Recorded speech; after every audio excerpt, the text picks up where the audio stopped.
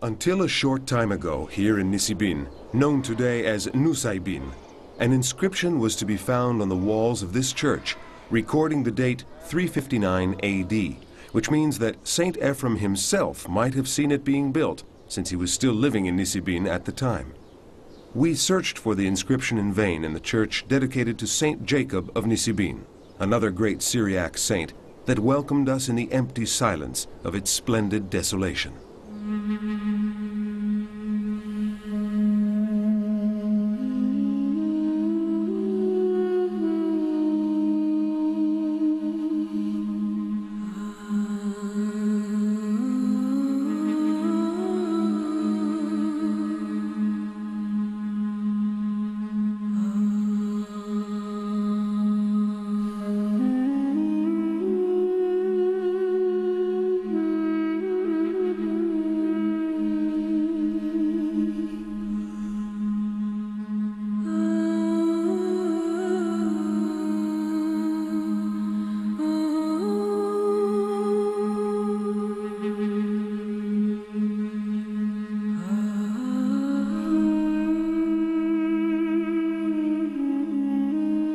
In Aleppo's new cathedral, one of the countless Syrian Orthodox churches dedicated to Saint Ephrem, the remarkable modern frescoes are influenced by the rich Syriac culture, whose greatest figures were Bardaisan, known as the Aramean philosopher, who died in 222 AD, the poets Balai, Narsai, and Jacob of Seruj, along with authors such as John the Solitary, Philoxenus of Mabuch, Sergius of Reshaina, and John of Ephesus, all belonging to the 5th and 6th centuries, followed in the 7th century by such men as Severus Sabocht, Jacob of Edessa, and Isaac of Nineveh, or Isaac the Syrian. These were followed in later centuries by great scholars such as Mushe bar Kifo, Dionysius bar Salibi, the patriarch Michael the Great, and culminating in the polymath Gregorius bar Ebroio in the 13th century. Included among these illustrious figures, naturally, is Saint Ephrem. Late antiquity, especially from the 3rd to the 5th centuries, was a period of hermits, ascetics, and monks. The remote, often inaccessible places that these mad followers of God inhabited seem impossibly inhospitable to us in the 21st century. These men cut themselves off intentionally from the rest of the world, and the only way to find traces of them is by following goat tracks. This is Wadi Kadisha, the Lebanese Holy Valley, where there are many remains of Syriac monasteries and hermit dwellings that blossomed during that age of great mystical fervor. However, these men, who were commonly referred to as the recluses, did not embrace a life of extreme sacrifice out of an abstract love of God, an elitist need for isolation, or an egotistical life of contemplation.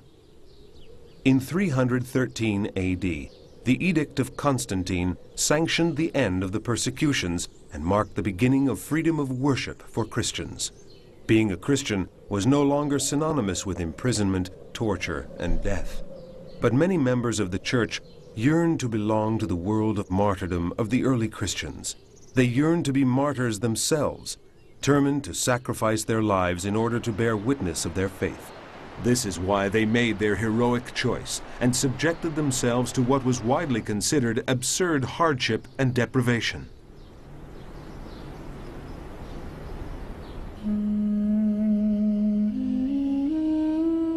A hermit monk wishing to found a monastery would choose a cave big enough to contain a church. The presence of a freshwater spring nearby was indispensable.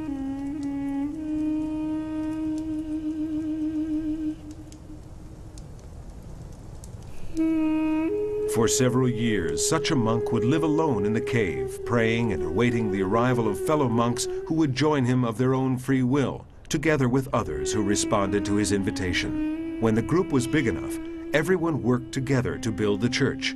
Subsequently, the monastery would be built.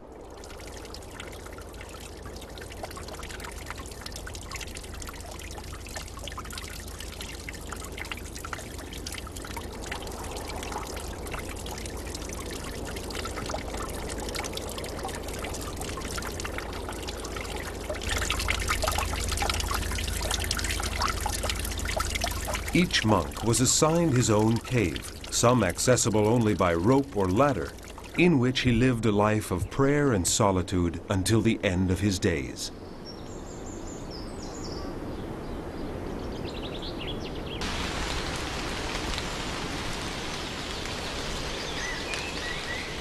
Every Sunday, the monks gathered in the monastery to take the Eucharist, to receive orders from their superior, and to collect a ration of bread, water, and oil. Each monk might also have had a goat to provide milk and cheese. When they were old or ill, monks too weak to reach the monastery would be assigned younger monks who would see to their needs and nurse them until their final hour.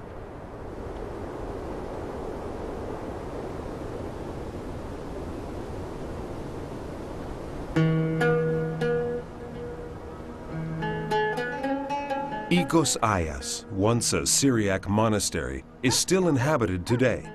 It contains a typical example of a cave church. The cave seems to offer a protective embrace and, in some places, is incorporated into the building itself.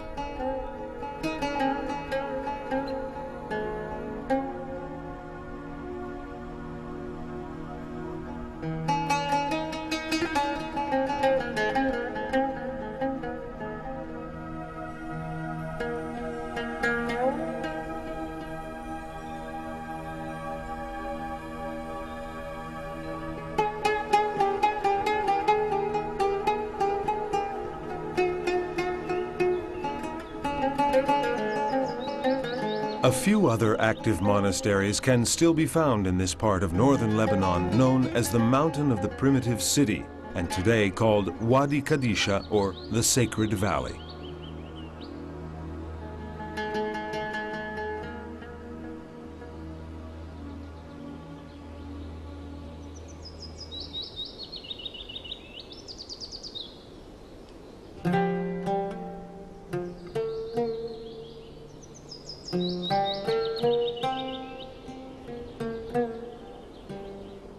There are three dioceses of the Syrian Orthodox Church in Lebanon: the Diocese of Beirut, the Diocese of Mount Lebanon, and the Diocese of Zakhle. Together with believers from different countries, the faithful who live here often visit the Holy Valley, following in the footsteps of the countless pilgrims who have passed through here over the centuries on their way to the Holy Land. One of the most popular destinations is still the monastery of Ikos Ayas and its original place of worship dedicated to Saint Anthony, who was considered a specialist in healing mental illnesses. Curiosity brings many tourists here to see where the mentally ill were healed long ago, and the high caves where the most dangerous cases were held in chains.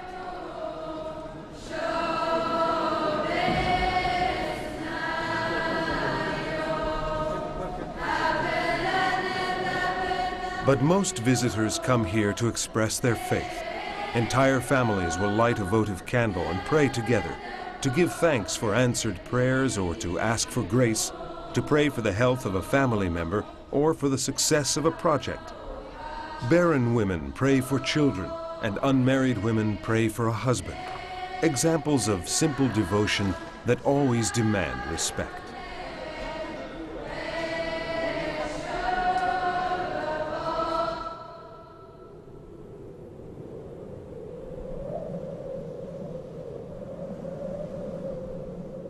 From Lebanon's Bekaa Valley, it's not difficult to reach Ferzol Mountain, with its rock face punctuated by 6 levels of pre-Christian cave tombs that were taken over centuries later by Syriac monks and transformed into dwellings.